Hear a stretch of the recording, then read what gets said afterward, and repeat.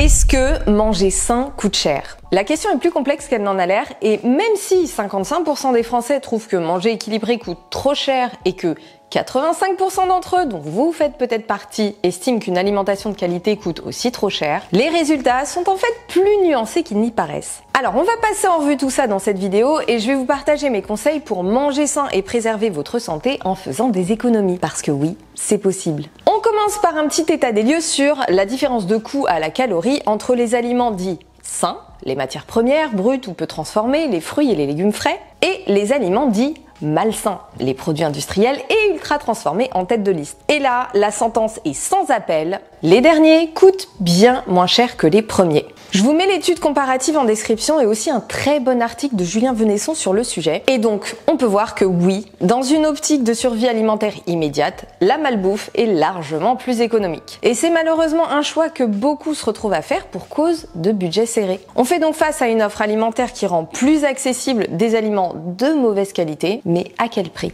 Parce que je vous apprends rien en vous disant que ces aliments contribuent massivement aux maladies chroniques du 21e siècle, comme les maladies cardiovasculaires, le diabète de type 2 ou encore l'obésité, pour n'en citer que quelques-unes. Celles-là même qui touchent davantage les revenus les plus modestes. Et là, on fait face à une injustice énorme parce qu'il n'y a pas plus injuste que de devoir payer de sa santé le fait de ne pas disposer de ressources financières suffisantes pour bien se nourrir. Et pour aller plus loin, c'est tout le système qui est hyper mal foutu. Que ce soit pour les consommateurs qui doivent payer le prix fort pour avoir accès à des aliments bons pour leur santé et donc pour pas tomber malade potentiellement, mais aussi pour les producteurs qui voudraient se tourner vers une agriculture plus raisonnée et respectueuse de l'environnement et dont l'activité est complètement défavorisée par rapport aux mastodontes de la malbouffe et de l'agriculture intensive. Bref, niveau alimentation, on marche complètement sur la tête. Alors, je vous partage mes conseils pour vous aider à faire des choix alimentaires justes pour votre santé tout en respectant votre budget. Mais juste avant, petit disclaimer, aujourd'hui, j'ai la chance inouïe de ne pas avoir à regarder mon budget alimentation. Mais ça n'a pas été le cas pendant la grande majorité de ma vie dès lors que j'ai été indépendante. Mon budget était hyper serré et j'ai traversé des périodes clairement pendant lesquelles j'avais pas assez d'argent pour suffisamment me nourrir au quotidien. Je me permets de vous partager ça parce que je voudrais pas que vous preniez cette vidéo comme une leçon moralisatrice que j'essaye de vous donner. Si aujourd'hui votre budget est limité et que vous avez des difficultés à bien vous nourrir,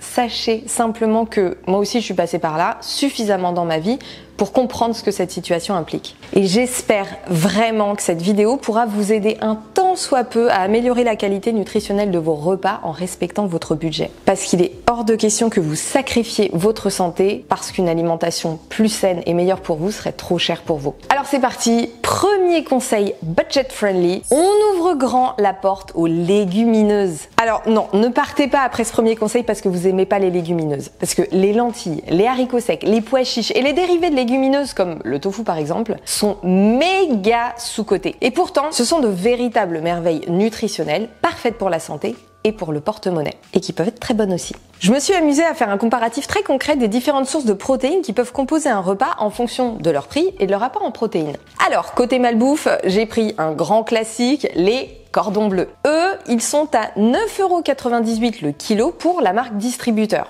En comparaison, du bœuf à 5% de matière grasse de la même marque distributeur coûte entre 15,78€ et 17€ le kilo. Si on se tourne du côté du végétal avec le tofu, donc produit à base de haricots de soja bio, le site de la marque distributeur en propose à 14,36€ le kilo. Et là, on est sur une marque un peu plus haut de gamme. Mais si on va du côté d'une autre enseigne de grande distribution bio cette fois-ci et qu'on choisit un plus gros conditionnement, on peut trouver du tofu bio à 7,45€ le kilo.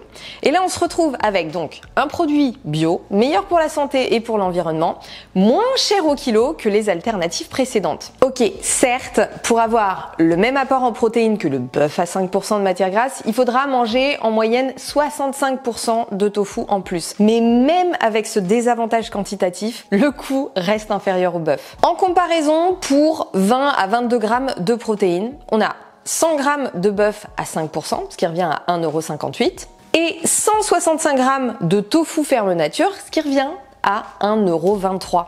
Et puis bon, on laisse tomber les cordons bleus qui, eux, sont hors compétition avec 13% de protéines et un sacré paquet de cochonneries. Là, on est sur l'exemple par excellence d'un produit certes moins cher que le bœuf à la calorie, mais pour des calories vides. Donc déjà, là, on voit que le tofu a un gros avantage économique. Mais maintenant, on fait place au des économies et des nutriments, les lentilles. Et là, attention, on est carrément sur un autre niveau. 1 kg de lentilles vertes sèches revient à 6,80 €. Et 100 g de lentilles sèches, c'est 25 g de protéines. Donc là, si on veut atteindre à peu près 20 g de protéines, on a besoin de 80 g de lentilles vertes sèches pour un coût de 54 centimes. Et là, j'ai pris des lentilles bio, donc il y a moyen encore de faire moins cher en prenant du conventionnel. Sachant que dans mon comparatif, ni le bœuf ni les cordons bleus n'étaient issus de l'agriculture biologique, évidemment. Et en plus des protéines que ces 80 g de lentilles sèches vont apporter, on a en prime 23 g de glucides de bonne qualité, qui du coup allègent le coût de la portion de glucides du repas,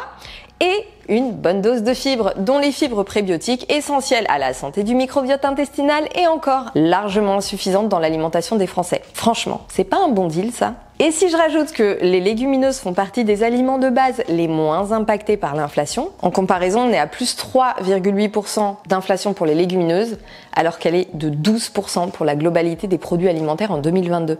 Et qu'en plus, il existe une multitude de recettes, mijotées, en salade, en boulettes, en steak, on peut dire qu'il est grandement temps de remettre les lentilles à la mode. Et même si les autres légumineuses sont certes moins riches en protéines, elles restent tout de même bien moins chères que la viande, le poisson et que les produits animaux transformés, et leurs bénéfices pour la santé n'en sont pas moindres. Alors peut-être que vous vous dites, ouais, mais moi les légumineuses, je les digère pas. C'est normal quand les intestins et le microbiote ne pètent pas la forme, et c'est d'autant plus important de les intégrer dans l'alimentation dans ce cas-là. Et si vous êtes justement dans ce cas, je vous explique tout dans cette vidéo, et ce sont des choses vraiment importantes à comprendre quand on souffre de problèmes digestifs et d'hypersensibilité. Et je vous ai aussi fait une vidéo complète avec mes conseils de préparation pour digérer au mieux les légumineuses et tirer un maximum de bienfaits de leurs nutriments, avec comme d'habitude de bonnes petites recettes. Je vous remets aussi en description quelques vidéos de recettes qui vous permettront de découvrir les merveilles que les légumineuses vous réservent et qui, je vous le promets, effaceront le souvenir des lentilles immondes de la cantine. Donc vraiment, j'insiste, ça vaut le coup de vous remettre aux légumineuses. Votre porte-monnaie s'en portera mieux, votre santé s'en portera mieux et vous allez découvrir des plats absolument divins. Allez, maintenant, dernière alternative encore peu connue et pourtant très intéressante, les protéines de soja texturées. Alors certes, le produit de base, le soja, est transformé, mais il n'entre pas pour autant dans la catégorie des aliments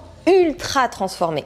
Parce que les protéines de soja texturées, tout comme la farine ou l'huile, relèvent d'une transformation de l'aliment de base, mais sans ajout d'additifs ni d'autres ingrédients. On fait souvent la confusion entre les aliments ultra transformés dont la qualité et la densité nutritionnelle sont franchement mauvaises et les aliments transformés dont les propriétés ne sont pas dénaturées par l'ajout de tout un tas de cochonneries et dont justement la transformation permet de tirer leurs bienfaits nutritifs. Les farines, les huiles, les yaourts, les laits végétaux, les pâtes et les flocons complets, etc. Et les protéines de soja texturées rentrent totalement dans cette catégorie. Et elles sont super riches en protéines, ultra économiques, on compte environ 10 € le kilo et 50 centimes les 20 grammes de protéines, et on peut les utiliser dans une ribambelle de recettes. Là aussi, je vous en ai partagé plein sur cette chaîne. Donc voilà pour le tour d'horizon des légumineuses et de leurs dérivés qui se trouvent facilement dans toutes les grandes enseignes, les boutiques bio, les boutiques de vrac et les sites spécialisés qui proposent parfois des tarifs très avantageux. Et justement, on en vient au deuxième conseil, les sites spécialisés chez lesquels on peut faire de très bonnes affaires. Que ce soit les épiceries orientales pour les épices, les condiments longue conservation, les graines, les fruits à coque et le fameux tahini, souvent bien moins cher qu'en épicerie ou en supermarché. Les sites qui proposent du gros conditionnement pour tous les ingrédients de base comme les flocons, les céréales, encore une fois les graines, les fruits à coque, bref tout ce qui peut se garder longtemps et qui est beaucoup plus économique à acheter en gros qu'en petits paquets de 250 grammes.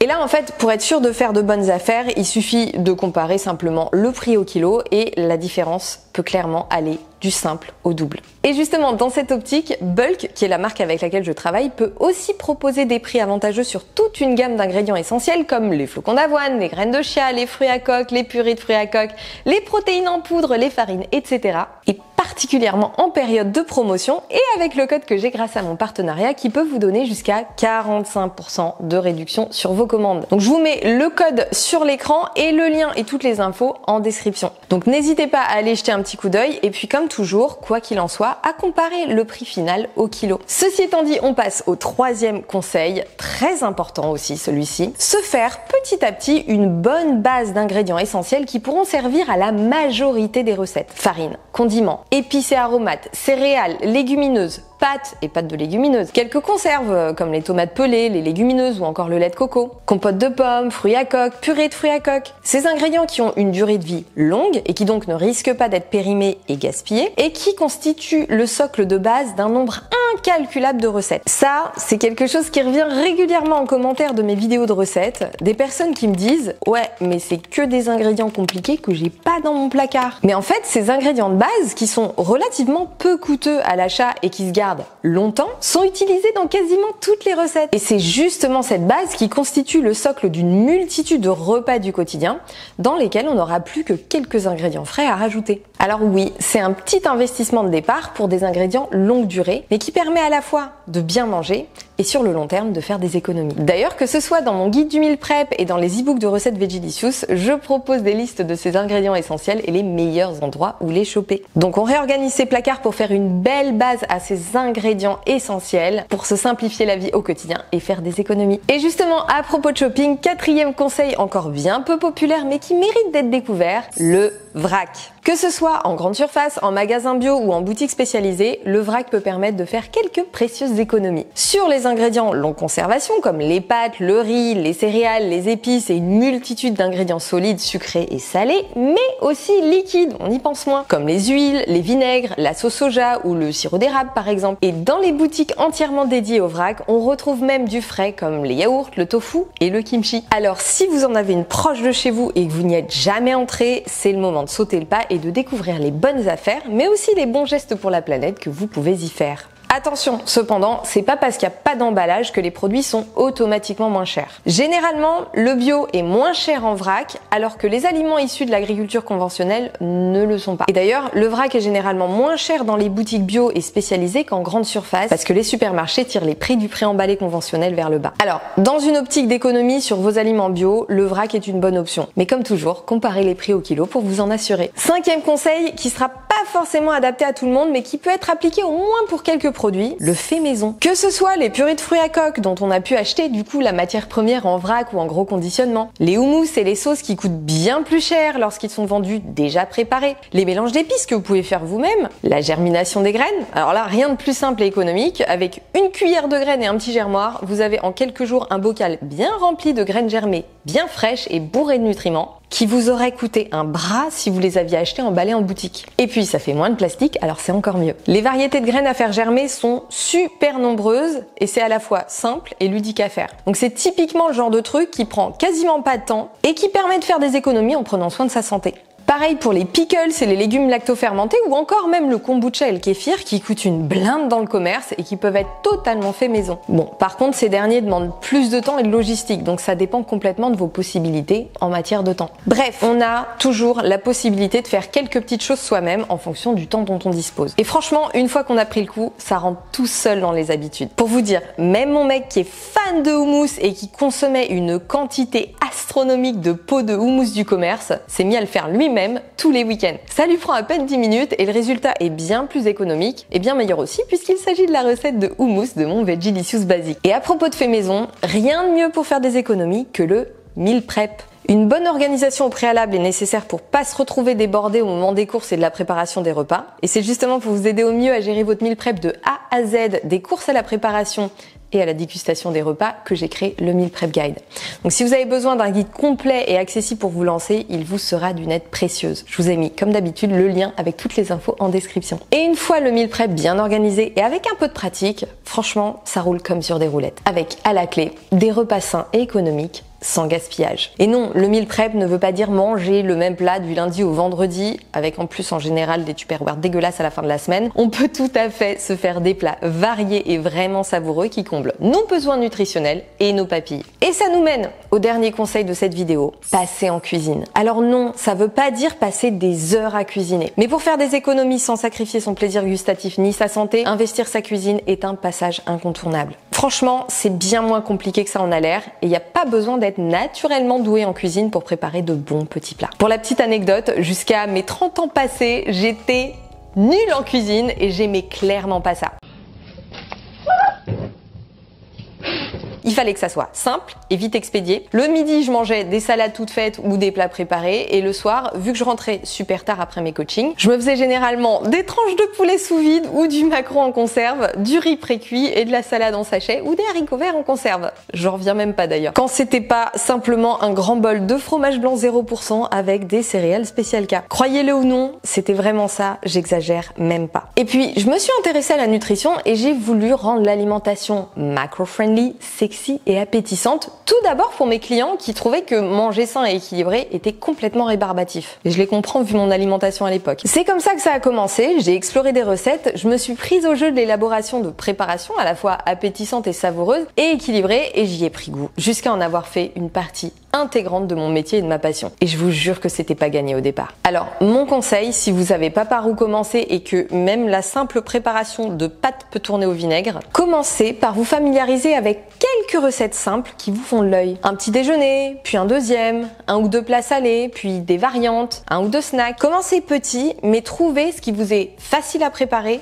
et agréable à manger. Clairement, ce sont pas les idées qui manquent entre les blogs et les chaînes YouTube qui vous proposent une multitude de recettes, dont la mienne, sur laquelle vous pourrez en trouver une ribambelle, avec même une fiche recette détaillée gratuite à récupérer sous bon nombre d'entre elles. Et en termes de recettes économiques pour les petits budgets, c'est pas le choix qui manque. D'ailleurs, je vous repartage ma dernière semaine dans mon assiette pour laquelle, comme lors des saisons précédentes d'ailleurs, je vous ai partagé les recettes et le budget détaillé. Et si petit à petit vous arrivez à constituer une liste d'une dizaine de recettes que vous aimez et que vous maîtrisez, il n'y a pas besoin d'aller chercher plus loin et de se compliquer la vie. C'est déjà largement suffisant pour une base alimentaire variée dont vous pouvez facilement contrôler le budget. Vous avez votre stock de matières premières de roulement pour ces recettes, qu'il ne vous reste plus qu'à compléter avec le frais en faisant quelques variantes en fonction des disponibilités et des saisons. C'est par cette maîtrise basique que vous allez réussir à twister vos recettes de base en fonction de ce dont vous disposez et même à improviser des plats fourre-tout fond de frigo qui peuvent vous donner de super bonnes surprises. Et cette base, elle évite de s'éparpiller et de devoir acheter 50 000 nouveaux ingrédients à chaque nouvelle recette qui s'accumulent dans les placards et dans le frigo une fois ouverts en ayant de grandes chances de finir à la poubelle ou d'être oublié. J'étais la reine pour ça d'ailleurs avant. Je vous donne un exemple de ce que peut représenter cette base d'une dizaine de recettes. Pour le petit déjeuner, on peut avoir un overnight porridge, un pudding aux graines de chia et des muffins protéinés, sucrés ou salés,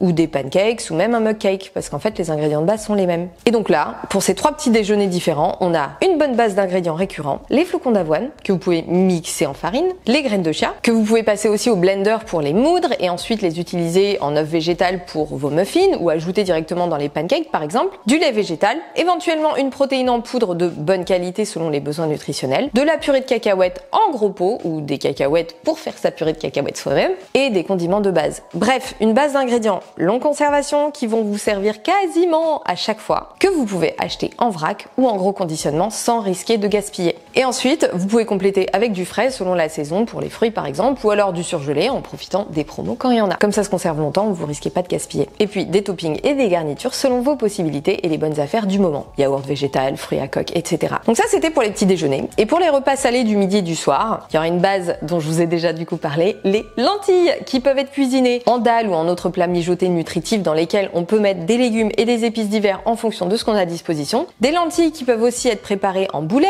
avec une salade ou des légumes de saison ou surgelés. Les basiques comme les haricots verts et même certains mélanges de légumes crus et assaisonnés peuvent être très accessibles selon où on les achète et s'il y a des promos. Pour plus de protéines, on peut y ajouter des protéines de soja texturées qui sont parfaites justement dans les plats mijotés et dans les boulettes ou les steaks de lentilles. Et ces mêmes lentilles peuvent être aussi utilisées pour faire des pancakes ou des gaufres salées et même du pain et du tofu. Oui. Et là encore une fois, c'est super économique. À ça, on rajoute des pois chiches pour faire un petit houmous hebdomadaire qui pourra en plus aussi servir de sauce dans les pâtes. Et ces pois chiches qui peuvent être intégrés à tout type de plats comme les patates douces ou les pommes de terre garnies, les salades composées, les plats mijotés, etc. Niveau sauce, en mode meal prep, on peut aussi se faire une vinaigrette passe-partout ou une sauce au thym qui se glissera dans toutes les salades. Et pour en revenir à nos plats salés, un allié de base super polyvalent sera le tofu ferme nature. Acheté en gros conditionnement, il peut être congelé et ajouté dans tous les plats du petit déjeuner au dîner. On peut le faire brouiller, sauter aux épices, mélanger dans des nouilles ou du riz sauté. Ça d'ailleurs, ce sont des plats qui font partie de mes incontournables hebdomadaires. Mélanger dans des légumes de saison, rôtis au four, etc. Bref, le tofu, c'est vraiment une super source de protéines passe-partout qui nécessite juste d'être bien assaisonné selon vos goûts. Et puis pour les plats salés, un plat composé de pâtes de légumineuses avec une base de crème végétale, de pesto ou de tomates et agrémenté de légumes de saison ou surgelés. Ça aussi, c'est un de mes essentiels hebdomadaires. Allez, une dernière petite idée de plats salés économiques et anti-gaspi, les cakes, les pancakes, les muffins et autres gaufres salés à base de farine de pois chiches. La base est super simple, riche en protéines et on peut y ajouter des légumes de saison qui arrivent en fin de vie ou des légumes surgelés. Et puis, c'est super pratique pour le meal prep aussi. Et pour les snacks et les desserts, une bonne recette de banana bread pour laquelle les ingrédients de base du petit déjeuner auront toute leur place, complétés de bananes ou de compote de pommes. Des bols énergétiques ou protéinés, pareil, les ingrédients du matin seront aussi utilisés ici, à réaliser de plein de manières différentes selon ce qu'on a à disposition. Du chocolat, des fruits rouges, des dattes, des abricots secs, etc. Voilà, là on a une bonne base de repas savoureux, diversifiés et économiques qui tournent sur des ingrédients longue conservation récurrents et dont les recettes peuvent être facilement déclinées en fonction des ingrédients frais qu'on a à dispo et des envies. Ce dernier point, il est vraiment important parce qu'il nous aide à bien mieux organiser nos repas et maîtriser notre budget sans finir en mangeant des plats insipides ou des trucs préparés qui vous apporteront surtout des calories vides. Alors commencez à faire votre petite liste de plats et lancez-vous pas à pas. Et vraiment, le plus difficile finalement, c'est d'imaginer ce qui nous attend et de s'y mettre. Mais une fois qu'on a sauté le pas, vraiment, c'est comme se brosser les dents. Ce sont de nouvelles habitudes qui se mettent en place peu à peu et qui, une fois installées, rendent la vie beaucoup plus facile et beaucoup plus économique. Voilà pour mes conseils pour manger mieux sans y laisser un bras. J'espère vraiment qu'ils pourront vous être utiles. N'hésitez pas à me faire vos retours en commentaire. Je serais vraiment ravie d'échanger sur le sujet avec vous et de répondre à vos questions si vous en avez. Alors dans cette vidéo, j'ai pas mentionné les enseignes discount, les promos sur les produits aux dates de péremption courtes, les initiatives comme Too Good To Go et les fins de marché qui permettent de faire de belles économies, mais je pense que vous les connaissez déjà. Sinon, je vous ai laissé des études et des articles intéressants sur le sujet de cette vidéo en description si vous voulez aller plus loin. Et moi, je vous laisse, mais juste avant, petite annonce. Les contenus ici vont beaucoup changer et c'est ma dernière vidéo de ce type de format. Je vous en dis plus très prochainement et j'ai hâte de vous partager tout ce que je suis en train de vous préparer. Alors abonnez-vous si c'est pas déjà fait parce que ce serait vraiment dommage de louper ça. Allez, cette fois-ci c'est tout pour moi, je vous laisse passer en cuisine, prenez bien soin de vous et je vous dis à très vite pour la suite et dans les commentaires.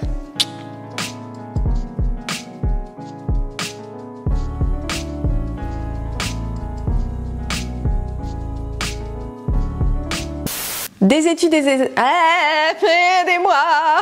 Arrêtez de klaxonner là! Oh putain, j'ai envie de leur balancer. J'ai trop de respect pour le vivant pour leur balancer des œufs, mais putain, j'aurais trop envie. Voilà.